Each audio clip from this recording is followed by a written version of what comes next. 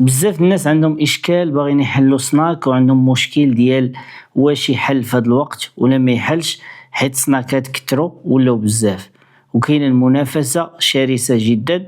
وعاد كاين مشكل ديال هاد الوقت، هادي القضية ناعسة في جميع انواع الكوميرس، وفين ما مشيتي كتلقى الناس عندهم نقص في المداخل اللي كانوا كيدخلوا هادي قبل هادي شحال.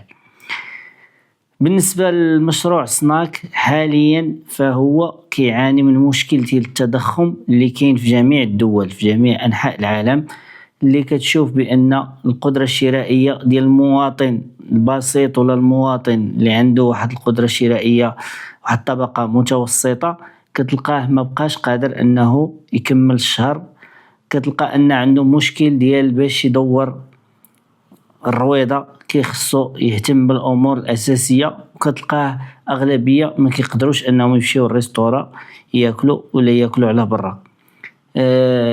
بالنسبه للمحلات ولاو بزاف، ولات منافسه كثيره.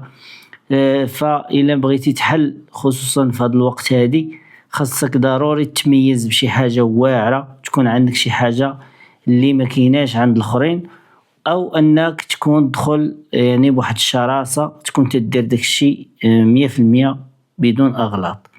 النصيحة اللي نقدمها لك لحليتي غادي تحاول تصبر، حيت غادي يكون عندك صعوبة باش تبقى في السوق نقولو، باش تبقى في السوق ديال السناكات وديال الريستورون خاصك تصبر على الاقل واحد 3 شهور ولا 4 شهور باش تجمع كليان ديالك. ولكن خلال هاد المدة اللي كتصبر فيها كيخصك ما تغلطش مع الكليان، حاول دير الجودة الماكسيموم ديال الجودة اللي تقدر دير في المحل ديالك، حاول دير الماكلة نقية ما فيهاش الريحة، حاول دير مثلا حاول تمشي على قدك، تشري السلعة قليلة حتى لا شاطت شي حاجة تلوحها ما تلوحش بزاف.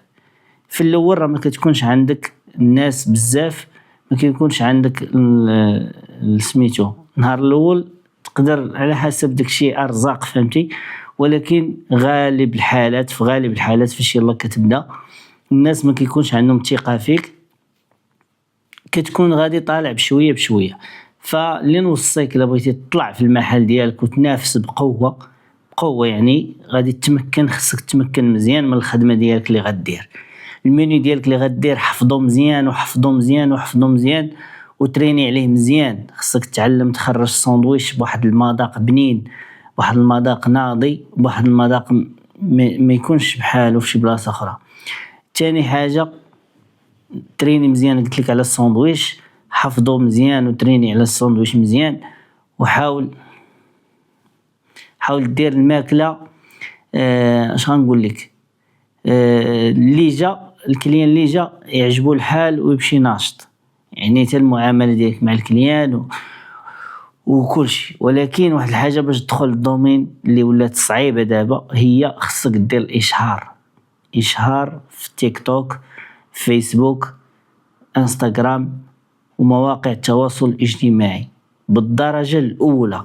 خص ضروري دير هاد القضية دي، اللي ما درتيهاش راه صعيب ان الناس يجيو عندك ويعرفوك. عاد كتجي الاشهارات اللي تقدر دير طبعهم وتفرقهم وهذا، ولكن بالدرجة الاولى راه الانترنت ومواقع التواصل الاجتماعي هما اول حاجة كيوصلوا لك الكليان لعندك. ولكن راه انت غتجيب الكليان خاصك تشدهم، هذا هو المهم الاكبر عاوتاني اللي عندك، هو انك الكليان اللي جا تشدو. باش غتشدو؟ بالماكلة النقية والجودة العالية والثمن المناسب. هادشي علاش كيقلب الكليان، حيت مسكين مضرور حتى هو عنده مصاريف كتيرة.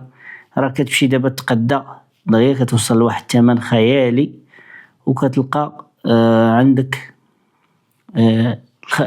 تلقى الكليان دغيا اي واحد فينا دابا مع التضخم هذا اللي واقع كيسبب لك واحد ما تقدرش انك تاكل بزاف المرات في المحلات ولا في المطاعم ولا على برا، يعني كيولي عندك واحد محدود تقدر تاكل مرة واحدة 2 مرات في الشهر، ولكن راه ما تقدرش تاكل بزاف المرات على برا. علاش؟ حيت كاين تضخم وخصك تقدى لدارك، خصك تاكل انت في الدار ما يمكنش تاكل يوميا في السناك او في الزنقة.